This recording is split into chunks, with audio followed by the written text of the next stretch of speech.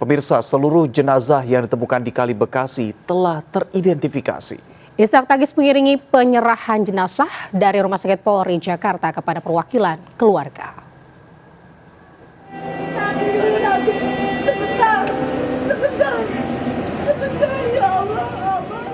Isak tangis keluarga tak terbendung saat Rumah Sakit Polri Jakarta menyerahkan jenazah yang ditemukan di Kali Bekasi, Jawa Barat kepada perwakilan keluarga. Keluarga korban seolah tak percaya sang buah hati tercinta telah pergi untuk selamanya.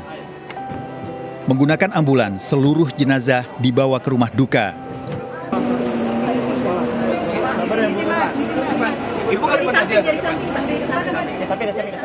Setelah 2 jenazah, Rumah Sakit Polri berhasil mengidentifikasi 5 jenazah lagi. Kelima jenazah atas nama Muhammad Farhan, Rizky Ramadhani, Ridho Darmawan, Reski Dwi Cahyo, dan Vino Satrian. Seluruh jenazah dinyatakan teridentifikasi usai mencocokkan antara data antemortem dan postmortem. Sebagaimana yang sudah kami sampaikan sebelumnya bahwa penentuan untuk penyebab kematian masih berproses, ya.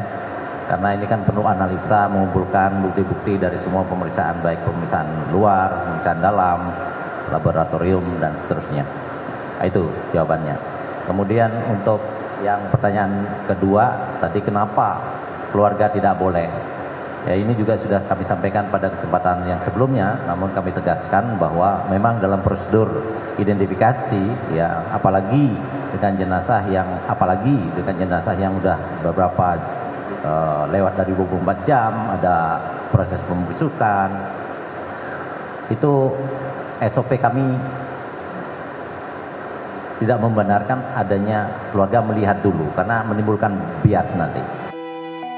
Korban diketahui berusia 15 hingga 20 tahun. Seluruhnya warga Bekasi dan Kabupaten Bekasi. Identifikasi 7 jenazah dinyatakan tuntas. Dari Jakarta, Jen Cahyani, Leman, dan Rizky Zulhudin melaporkan. Pemirsa, keluarga Afif Maulana, korban tewas yang diduga karena dianiaya polisi di jembatan Kuranji, Kota Padang, buka suara terkait hasil ekshumasi tim dokter forensik. Pihak keluarga kecewa dan berharap PDFMI menyerahkan seluruh hasil berkas pemeriksaan ekshumasi dan otopsi ulang.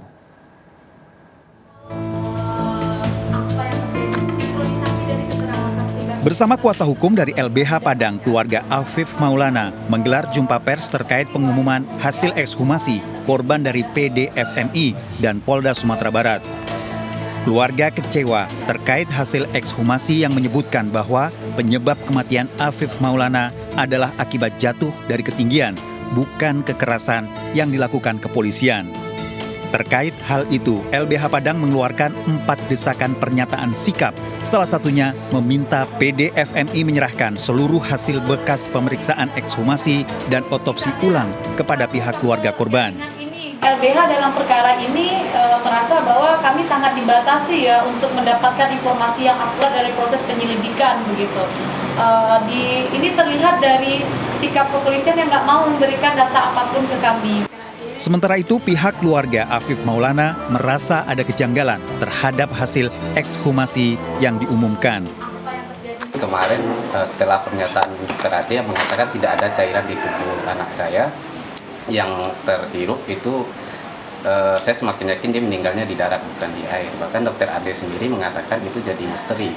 Kenapa tidak ada air yang terhirup? Karena itu saya semakin yakin ada yang janggal terhadap apa yang terjadi pada anak saya. Sebelumnya dalam konferensi pers, hasil analisa penyebab kematian Afif diungkap bahwa Afif meninggal akibat jatuh dari ketinggian dengan kepala terlebih dahulu sehingga mengakibatkan korban meninggal dunia seketika. Dari Padang, Sumatera Barat, Budi Sunandar, iNews melaporkan.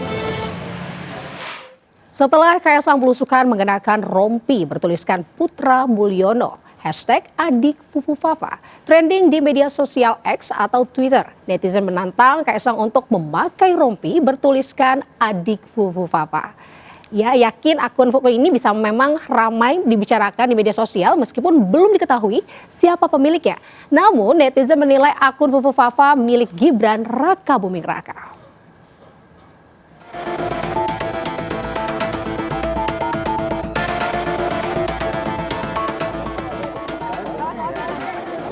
Dari rompi bertuliskan Putra Mulyono. Inilah hashtag Adik Fufu Fafa. Jadi trending topik di media sosial X atau Twitter. Netizen menantang putra bungsu Jokowi tersebut untuk memakai kaos serupa yang bertuliskan Adik Fufu Fafa. Dalam beberapa hari terakhir, akun Fufu Fafa ramai jadi pembicaraan netizen. Akun di forum Kaskus ini beberapa kali menulis ujaran kebencian terhadap Prabowo. Meskipun belum terbukti, netizen mencurigai pemilik akun Fufu Fafa adalah Gibran Rakabuming Raka. Maka, tantangan kepada Kaisang untuk memakai kaos Adik Fufu Fafa pun menggema di media sosial. Terlepas dari siapa pemilik akun Fufu Fafa, Kepala Komunikasi Kantor Kepresidenan Hasan Hasbi menyebut ada upaya untuk membuat Prabowo dan Gibran pecah kongsi. Muncul di depan publik mengenakan atribut pakaian yang nyeleneh beberapa kali ditunjukkan oleh Kaisang maupun Gibran. Misalnya setelah kesleo lidah saat kampanye menyebut asam sulfat alih-alih asam folat. Gibran mengenakan jaket Samsul bahkan saat mengikuti debat Cawapres. Tim Liputan iNews melaporkan. Pemirsa, sebuah rumah yang dijadikan tempat penjualan pakaian online hangus terbakar di Tambora, Jakarta Barat. Akibatnya 1 karyawan tewas dan 2 karyawan lainnya terluka bakar. Keluarga pun menangis histeris mengetahui adiknya tewas di lokasi kejadian. Punya kebakaran. Ibu!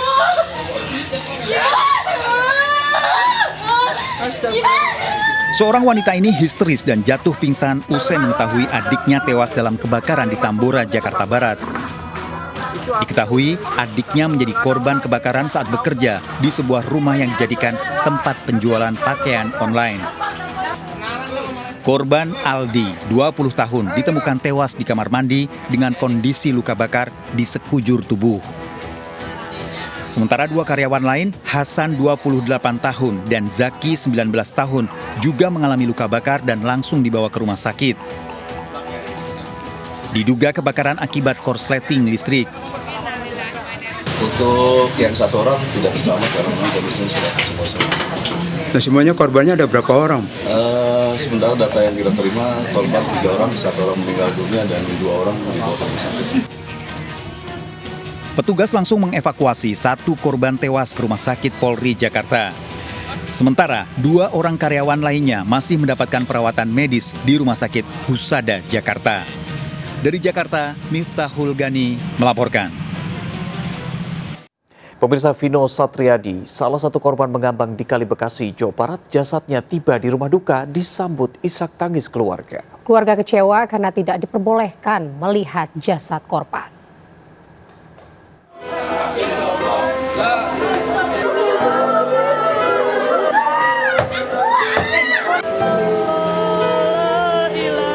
Vino Satriadi, 15 tahun, teridentifikasi di Rumah Sakit Polri Kramat Jati, Jakarta Timur dan diserahkan pada keluarga di Kampung Kelapa II Pedurenan, Mustika Jaya, Kota Bekasi.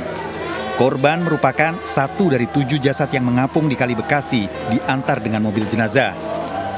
Lama proses pemulangan jenazah sempat membuat pihak keluarga kecewa, terlebih pihak keluarga tidak diperlihatkan wajah korban untuk yang terakhir kalinya. Meski 5 hari setelah melalui proses tes DNA, pihak rumah sakit memberitahu ada kecocokan. Dan saya ingin melihat awalnya, benarnya sih itu Vino gitu. Kalau emang bukan ya udah gitu kan.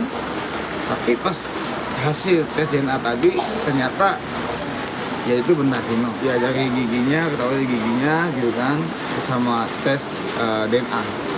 Itu berarti teman-temannya sempat menyembunyikan ya Bang, ya, sempat berbohong kepada orang tuanya Bang. Ya, itu benar. Pada saat kejadian, Vino memang sedang merayakan hari ulang tahun. Jenazah korban telah dimakamkan keluarga. Dari Bekasi, Jawa Barat, Rahmat Hidayat melaporkan. Berikutnya, PDI Perjuangan mengklarifikasi terkait pemecatan kader mereka, Tia Rahmania, yang merupakan anggota DPR terpilih bukan karena mengkritik Wakil Ketua KPK Nurul Gufron. Tia Rahmania berniat menggugat putusan Mahkamah Partai ke Pengadilan Negeri Jakarta Pusat. Hormat, daripada Bapak bicara yang teori seperti ini, kita semua tahu Pak, negara ini berada dalam kondisi tidak baik-baik saja. PDI Perjuangan buka suara perihal pemecatan Tia Rahmania, kader PDIP dan anggota DPR terpilih 2024-2029 dari Dapil Banten 1 setelah memberikan kritik keras kepada Wakil Ketua KPK Nurul Gufron di acara Lemhanas. Ketua DPP PDI Perjuangan Puan Maharani mengatakan pembatalan Tia Rahmania sebagai anggota DPR RI terpilih sekaligus pemberhentiannya sebagai kader PDIP merupakan keputusan Mahkamah Partai. Puan membantah pemecatan Tia terkait kritik keras terhadap Nurul Gufron. Nggak ada hubungannya karena memang acara yang kemudian di Lemhanas itu kan dilaksanakan itu sebelum sesudah surat itu kemudian dilayangkan kepada KPU, jadi nggak ada hubungannya. Ini jangan kemudian ada salah pengertian, ini ada sepertinya ada perbedaan atau ada ketidaksukaan antara partai politik dengan KPK, tidak ada hubungannya. Politikus PDIP Roni Talapesi mengungkapkan pemecatan Tia sudah terjadi sebelum ramai videonya mengkritik Nurul Gufron. Pemecatan Tia terkait pelanggaran etik di mana dirinya terlibat penggelembungan suara dalam Pileg 2024. Kasus tersebut diselesaikan melalui Mahkamah Partai yang hasilnya Tia terbukti bersalah dan dijatuhi sanksi tegas pemberhentian dari anggota partai sejak 13 September lalu. Dipecatnya Tia dari PDIP berujung gagal dilantiknya Tia menjadi anggota legislatif. Melalui keputusan KPU nomor 1368 tahun 2024, KPU menetapkan perubahan calon anggota DPR terpilih Dapil Banten 1 dari Tia Rahmania digantikan Boni Triana. Dipecat oleh PDIP, Tia Rahmania berniat menggugat putusan Mahkamah Partai ke Pengadilan Negeri Jakarta Pusat. Dari Jakarta, Ismalia Dipo Andi, Dimas Winardi melaporkan. Ya, mendekati pelantikan calon presiden dan wakil presiden terpilih Prabowo Gibran 20 Oktober mendatang, bongkar pasang kabinet gemuk terus dikebut. Selain bocoran sejumlah menteri dari lulusan Taruna Nusantara, perombakan di kementerian juga santer terdengar.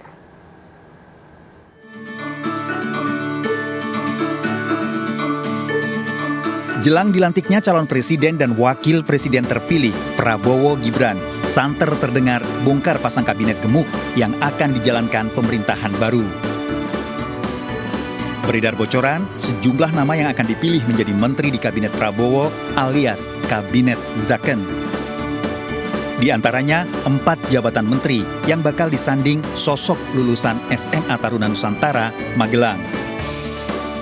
Sudaryono merupakan wakil menteri pertanian yang saat ini sedang menjabat. Simon Aloysius, menteri dikenal sebagai komisaris utama Pertamina. Oki Muraza merupakan peneliti di bidang teknik kimia. Rahmat Kaimudin dikenal sebagai direktur PT Bukalapak. Presiden Jokowi pun merespon wacana jumlah kabinet gemuk yang akan membentuk 44 kementerian. Ditanyakan presiden terpilih kok tanyakan kepada saya. Pak, 44 kementerian, Pak. Ditanyakan ke presiden terpilih, itu hak prerogatif kewenangan di presiden terpilih. Ya, karena sudah diberi mandat, diberi amanah oleh rakyat. Prabowo pun juga berencana merubah nama kementerian dan memecah sejumlah kementerian untuk mengisi kursi kabinetnya.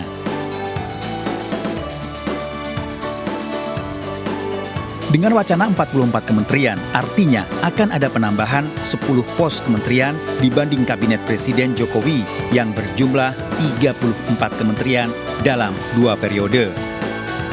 Tim Liputan iNews melaporkan. Pemirsa, rencana pertemuan Presiden RI kelima Megawati Soekarno-Putri dengan Presiden terpilih Prabowo Subianto semakin menggemuka. Ketua DPP PDI Perjuangan Puan Maharani menyebut pertemuan antara Mega dan Prabowo hanya tinggal momentum saja. Ya, benar sekali Reza. Puan juga menyebut tidak ada saling tunggu-menunggu terkait pertemuan Ketum PDIP dengan Prabowo dan menyatakan kedua tokoh memiliki keinginan untuk bertemu. Kita adakan pertemuan antara Ibu Mega dengan Pak Prabowo dalam waktu yang timingnya tepat. Beliau berdua sama-sama berkeinginan untuk saling bertemu. Ketemunya di mana Bu rencananya? Di tempat yang asik. Dan kita ke informasi berikutnya, pemirsa, menghabiskan masa jabatan presiden yang tersisa kurang dari 1 bulan, Jokowi menyambangi masyarakat di sejumlah kota di Provinsi Kalimantan Timur.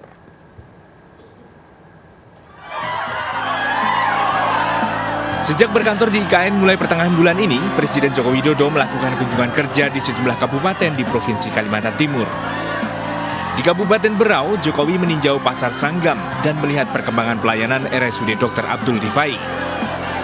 Saat meninjau Pasar Sanggam, Jokowi mengungkapkan kekagetannya dengan sambutan meriah masyarakat. Pertama kali saya ke Kabupaten Berau. Saya sangat kaget sekali antusias masyarakat di sini karena mungkin ya baru pertama kali. Tapi yang saya senang, saya cek tadi harga-harga di pasar semuanya pada harga yang baik, harga yang bagus, harga yang stabil. Usai mengunjungi Pasar Sanggam, Jokowi melanjutkan kunjungan ke RSUD Abdul Rifai. Jokowi mengatakan telah berbicara dengan Presiden terpilih untuk memastikan pembangunan RSUD Abdul Rifai tetap dilanjutkan, termasuk memastikan terjaminnya pasokan listrik untuk rumah sakit ini. Selain di Kabupaten Berau, sebelumnya Jokowi juga menyapa ratusan siswa SMK Negeri 1 Tanah Grogot, Kabupaten Pasir. Di sini Jokowi membuat games berhadiah sepeda. Saat mengunjungi gudang Bulog Kabupaten Pasir, Jokowi menyampaikan permintaan maaf kepada masyarakat. Saya adalah manusia yang tidak sempurna, penuh dengan kekurangan, penuh dengan kebodohan, penuh dengan kekilapan. Pada kesempatan yang ini saya mohon maaf yang sebesar-besarnya. Apabila ada kesalahan, kekilapan, kekurangan dalam saya membuat kebijakan-kebijakan untuk rakyat. Dari Kabupaten Pasir dan Berau, Kalimantan Timur, Tim Liputan iNews melaporkan. Kita ke informasi olahraga. Jelang gelaran MotoGP 2024, sejumlah pebalap ikuti penanaman pohon di kawasan sirkuit Mandalika. Ya, langkah ini dilakukan sebagai bentuk kepedulian terhadap lingkungan.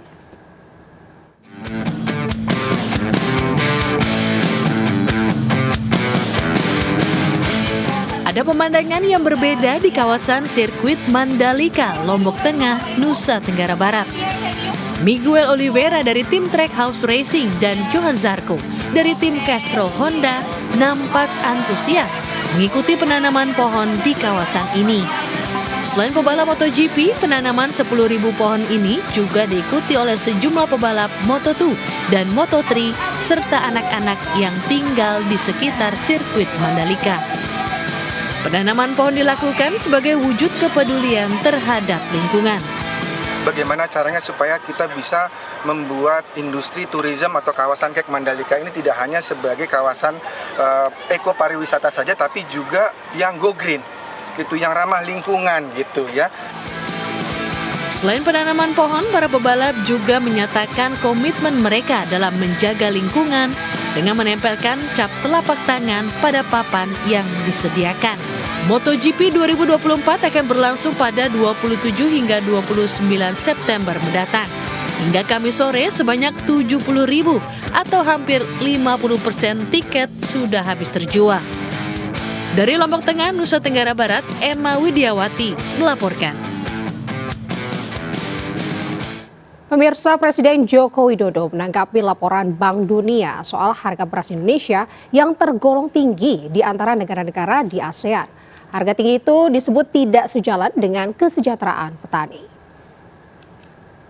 Dalam kunjungannya meninjau gudang Perum Bulog di Kabupaten Pasir, Kalimantan Timur, Jokowi mengatakan mahalnya harga beras dipicu oleh harga beras impor yang dihitung dengan skema free on board atau FOB. Presiden menilai bahwa harga beras impor dengan skema FOB sudah terbilang mahal, yaitu sekitar 8 juta rupiah sampai 9 juta rupiah per ton. Ditambah biaya pengiriman barang lewat laut sekitar Rp600.000 per ton. Jokowi tidak menyebut mengapa memilih impor daripada meningkatkan produksi beras yang pernah menjadi janji kampanyenya dulu. Coba dilihat harga beras FOB itu berapa? Kira-kira 530 sampai 600 US dollar. Ditambah kos itu freight cost kira-kira $40-an. Coba dihitung berapa. Jadi kalau membandingkan itu mestinya di konsumen. Ya, itu akan kelihatan. Mestinya kalau harga beras baik, artinya harga gabah juga baik.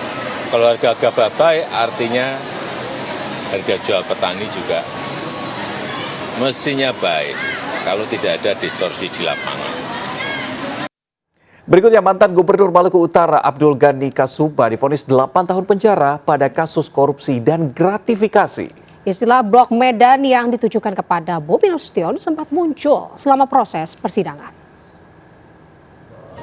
Dengan pidana penjara selama 8 tahun dan denda sejumlah 300 juta rupiah dengan ketentuan apabila denda tersebut tidak dibayar maka diganti dengan pidana kurungan selama 5 bulan. Mantan Gubernur Maluku Utara Abdul Ghani Kasuba divonis 8 tahun penjara oleh Pengadilan Negeri Ternate, Maluku Utara. Terdakwa suap dan gratifikasi diwajibkan membayar uang pengganti 100 miliar lebih dan 90.000 US dollar. Vonis ini 1 tahun lebih ringan dari tuntutan JPU KPK 9 tahun penjara. Selama proses persidangan, nama Bobi Nasution sempat disebut dengan istilah Blok Medan. Namun, menantu Joko Widodo tersebut enggan mengomentarinya. Hakim juga memvonis Ramadan Ibrahim, ajudan Abdul Ghani Kasuba, dengan divonis 4 tahun 6 bulan. Dari Ternate, Maluku Utara, Ismail Sangaji melaporkan.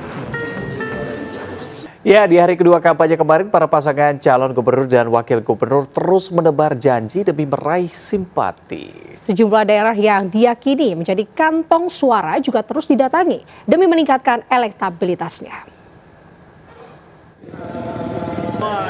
Mas, kasih tangan dulu, Mas. Hari kedua kampanye menemui kader PDI Perjuangan di Brebes, Jawa Tengah. Calon Gubernur Jawa Tengah Andika Perkasa menjanjikan program penanganan kemiskinan dengan menyediakan lapangan kerja dan menarik pengusaha maupun instansi jika nanti terpilih. Saat berkunjung ke Pondok Pesantren As-Sodikiyah Kiai Haji Sodik Hamzah di Semarang, calon Gubernur Jawa Tengah lainnya Ahmad Lutfi berjanji akan menjalankan pesantren Obah.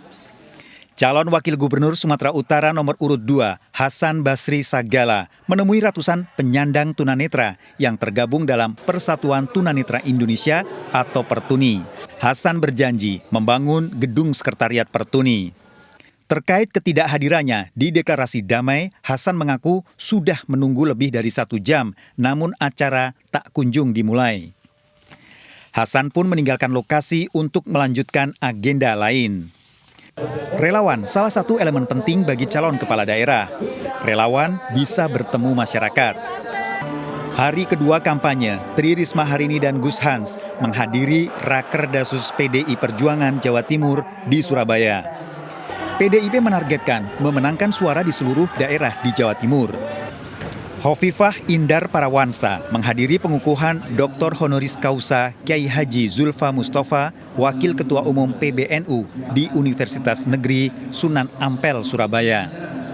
Sementara hari kedua kampanye dimanfaatkan Cawagup Jawa Timur nomor urut 1, Lukman Hakim berkunjung ke Pondok Pesantren As-Saidiyah 2, Bahrul Ulum di Dusun Tambak Beras, Jombang, Jawa Timur. Lukman Hakim juga mengagendakan kunjungan ke makam para pendiri NU. Dari Jawa Tengah, Jawa Timur, dan Sumatera Utara, Tim Liputan melaporkan. Pemirsa, pembiliar asal klub Tiger yang akrab disapa Juan Tiger berhasil keluar sebagai juara dalam turnamen Mansion Sport Open 9 Ball Tournament yang digagas More Production dan didukung PB Popsi. Sepanjang turnamen, Juan tampil gemilang hingga akhirnya mampu mengalahkan pembiliar asal Jawa Timur, Febrian Tepong, di babak final dengan skor 6-3. Juara dunia biliar Francisco Sanchez Ruiz menyerahkan trofi juara Mansion Sport Open 9 Ball Turnamen kepada Juan Tiger di Daruma Pool and Coffee, Metropolis Town Square, Kota Tanggerang, Banten. Juan Tiger Pebiliar asal Bangka Belitung keluar sebagai pemenang di turnamen ini dan berhak membawa pulang hadiah sebesar 50 juta rupiah. Dengan adanya turnamen ini diharapkan dapat melahirkan pebiliar-pebiliar hebat yang nantinya akan mengharumkan nama Indonesia di kancah internasional. Saya berharap dengan adanya turnamen ini makin banyak bibit muda, Mas. Karena kan kalau kita lihat Indonesia tuh banyak banget yang jago, tapi mungkin belum punya keberanian untuk bisa main di ajang internasional. Dan mudah-mudahan suatu saat ini sudah ada pemain Indonesia yang main di kejuaraan dunia. Sebagai induk organisasi biliar di Indonesia, PB Popsi akan mendukung penuh setiap penyelenggaraan turnamen bergengsi yang bertujuan untuk mengembangkan olahraga biliar di tanah air. Dari Tangerang, Banten, Sukron iNews melaporkan. DPR RI dan Kemenparekraf sepakat revisi Undang-Undang Kepariwisataan dioper atau carry over untuk dibahas ke periode selanjutnya. Perubahan tersebut untuk menghasilkan Undang-Undang Kepariwisataan yang berkualitas dan berkelanjutan. Dalam rapat kerja Komisi 10 DPR RI dengan pemerintah, dalam hal ini Kementerian Pariwisata dan Ekonomi Kreatif, menyepakati bahwa pembahasan revisi Undang-Undang tentang perubahan ketiga atas Undang-Undang Nomor 10 Tahun 2009 tentang kepariwisataan untuk dioper atau carry over ke periode selanjutnya. RUU ini juga akan diteruskan ke Badan Legislasi DPR RI untuk mendapatkan persetujuan RUU operan dan masuk menjadi RUU prioritas dalam Prolegnas tahun 2025. Menjadi RUU operan carry over untuk periode 2024-2029 sebagaimana diatur di dalam pasal 87 ayat 3 dan pasal 110 peraturan DPR RI nomor 2 tahun 2020 tentang pembentukan undang-undang. Terdapat 1.508 daftar inventarisasi masalah yang disampaikan pemerintah sehingga diputuskan untuk perlunya kajian mendalam terhadap pandangan, catatan, dan argumentasi dari tim panja pemerintah. Pemerintah dan panja RUU Kepariwisataan telah bersepakat untuk melakukan kajian mendalam terhadap tim yang telah diajukan oleh pemerintah. Namun demikian, pemerintah tetap berpendirian bahwa perubahan Undang-Undang Nomor 10 Tahun 2009 menjaga perubahan di bawah 50%. Rapat yang dihadiri Menparekraf Sandiaga Uno dan didampingi Wamenparekraf yang juga Ketua Umum Partai Perindo Injil Tanusudibyo ini mengharapkan pembahasan RUU ini membawa hasil terhadap pariwisata yang berkualitas dan berkelanjutan. Tim Liputan iNews melaporkan. Anita, kita tahu dengan hadirnya media sosial sekarang banyak orang yang bisa mendapatkan penghasilan dan juga ada yang positifnya begitu ya. Tapi selain memiliki sisi positif, ternyata kehadiran media sosial juga membawa faktor risiko yang cukup besar khususnya pada para perilaku remaja ya. Ya benar sekali Reza, karena dengan hadirnya ini pun tetap harus diimbangi dengan kehadiran sosok orang tua gitu. Betul. Benar sekali. Sejauh mana pengaruh media sosial terhadap kesehatan mental remaja? Berikut liputannya untuk Anda.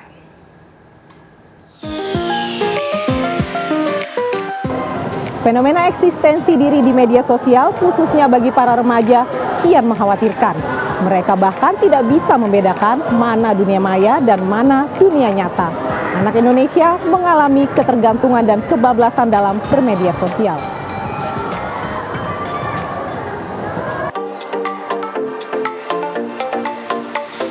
Data yang kami himpun, ada 93% remaja yang menghabiskan setiap harinya hanya untuk bermedia sosial. Remaja yang kecanduan media sosial menghabiskan 9 jam sehari hanya untuk bermedia sosial. Dan mirisnya, ada 43% anak muda yang sedih karena unggahannya tidak disukai.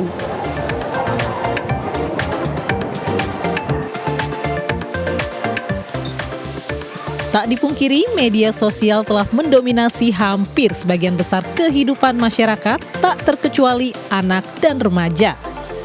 Sayangnya penggunaan media sosial yang tidak bijak dapat menyebabkan remaja mengalami masalah mental. Yang sering kali terjadi dampak negatifnya adalah ketika anak bisa akhirnya membandingkan dia dengan orang lain. Nah ini membuat anak remaja menjadi tidak confidence, menjadi tadi rendah diri, self esteemnya menurun, akhirnya dia juga mengurung diri. Daya tarik media sosial membuat remaja betah berlama-lama di depan gadgetnya. Main medsos biasanya hampir setengah harian sih. Ya medsos itu buat komunikasi, ngeposting sama untuk mencari inspirasi dari orang lain gitu.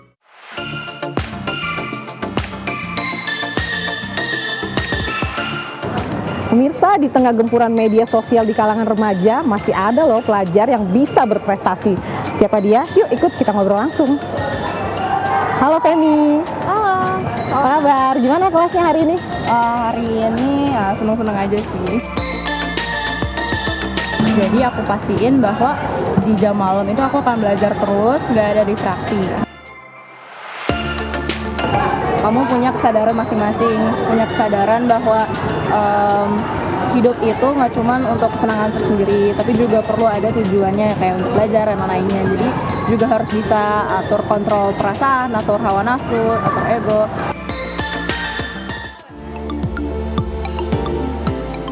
Kehadiran media sosial seharusnya bisa menambah semangat untuk mempelajari hal baru.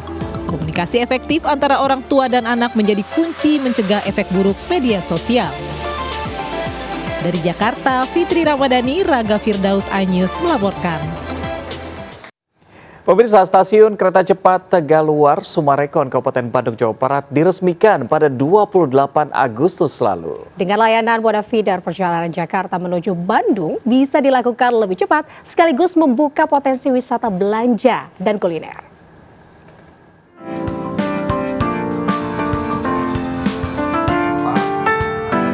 Peresmian nama stasiun kereta cepat Tegaluar Sumarekon 28 Agustus lalu menjadi tonggak integrasi pelayanan transportasi serta lokasi wisata dan objek lainnya di kawasan Sumarekon, Bandung. Moda feeder dari dan ke stasiun Tegaluar Sumarekon bermuara di Mall Sumarekon, Bandung, sekaligus berada di lokasi terdekat ke objek wisata lainnya seperti Masjid Raya Al-Jabar dan Gelora Bandung Lautan Api. Ini sebuah kesempatan. Kalau dilihat dari kami sebagai warga negara, kami perlu terus mensupport, mengembangkan dan memberikan dukungan, memberi kontribusi kepada program-program pemerintah. Karena saya yakin pemerintah dengan visinya akan mengembangkan berbagai hal dan kami bersyukur kalau diberi kesempatan untuk bisa memberikan kontribusi. Demi melayani masyarakat, Mall Sumarekon Bandung juga terus berbenah dan mengadakan berbagai kegiatan. Selain berbagai festival tematik, berbagai pertunjukan musik juga digelar. Dari Bandung, Jawa Barat, Mujib Prayitno melaporkan.